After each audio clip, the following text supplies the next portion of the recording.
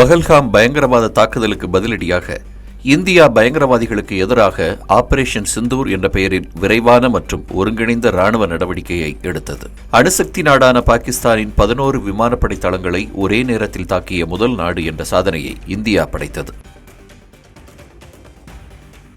முக்கியமாக பாகிஸ்தானின் துறைமுக நகரமான கராச்சியின் அருகில் உள்ள 100 போலாரி விமானத்தளம் முழுவதுமாக தாக்கி அழிக்கப்பட்டது. மொத்தத்தில் பாகிஸ்தான் விமானப்படை உட்கட்டமைப்பில் 20% முற்றிலுமாக அழிக்கப்பட்டது. 4 நாட்களில் இந்தியாவின் அதிரடி தாக்குதல்களை தாக்குப்பிடிக்க முடியாத பாகிஸ்தான் போரை நிறுத்துமாறு கெஞ்சி கேட்டுக்கொண்டதன் பேரில் இந்தியா ஆபரேஷன் சிந்தூர் நடவடிக்கையை தற்காலிகமாக நிறுத்தியது. இதற்கிடையே இந்தியாவின் ரஃபேல் விமானங்கள் உட்பட 8 போர் விமானங்களை சுட்டு வீழ்த்தியதாகவும் S-400 வான் பாதுகாப்பு அமைப்பை தாக்கியதாகவும் பாகிஸ்தான் கூறியது. இவையெல்லாம் பாகிஸ்தானின் வழக்கமான பொய் பிரச்சாரம் என்பது பின்னர் உறுதி செய்யப்பட்டது. இந்நிலையில் ஆபரேஷன் சிந்தூர் நடவடிக்கை மூலம் பாகிஸ்தான் விமானப்படை மிகப்பெரிய அளவில் பாதிப்புக்குள்ளானதாக ஓபன் சோர்ஸ் இன்டெலிஜென்ஸ் மூலம் உறுதிப்படுத்தப்பட்டுள்ளது. குறிப்பாக பாகிஸ்தான் விமானப்படையின் முக்கிய போர் விமானங்களான 8 F-16 ரக விமானங்களும் 4 JF-17 ரக விமானங்களும் முற்றிலும் அழிக்கப்பட்டுள்ளன. இவை பாகிஸ்தான் விமானப்படையின் முதுகெலும்பாக கருதப்படும் நவீன ரக விமானங்கள் என்பதால் இந்த இழப்பு அந்நாட்டிற்கு மிகப்பெரிய பாதிப்பை ஏற்படுத்தியுள்ளது. ஆபரேஷன் சிந்தூர் நடவடிக்கையின் மூலம் பாகிஸ்தானுக்கு சுமார் 3.36 பில்லியன் அமெரிக்க டாலர் அளவுக்கு பொருளாதார சேதம் ஏற்பட்டுள்ளதாக மதிப்பிடப்பட்டிருக்கிறது. ஒரு F-16 Block 52D போர் விமானத்தின் விலை $87.38 மில்லியன் ஆகும். மொத்தம் 4 விமானங்கள் சுட்டு வீழ்த்தப்பட்டிருக்கின்றன. விமான தளங்களில் நிறுத்தப்பட்டிருந்த போது 4 F-16 Block 52D விமானங்கள் அழிக்கப்பட்டுள்ளன.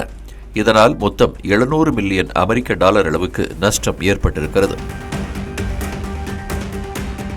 மேலும் $93 மில்லியன் மதிப்புள்ள ஒரு Saab 2000 எரி ஏர்பாம் ஏர்லி வார்னிங் அண்ட் கண்ட்ரோல் அமைப்பும் $35 மில்லியன் மதிப்புள்ள ஒரு IL-78 வான்வழி எரிபொருள் நிரப்பும் விமானமும் அழிக்கப்பட்டிருக்கின்றன.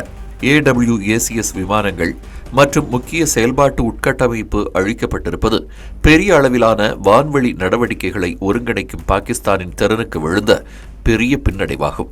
கூடுதலாக பாகிஸ்தான் முறையே $3.2 மில்லியன் மற்றும் $8 மில்லியன் மதிப்புள்ள 2 CM-400 AKG ஏவுகணைகளையும் 2 ஷாஹீன் வகுப்பு ஏவுகணைகளையும் இழந்திருக்கிறது.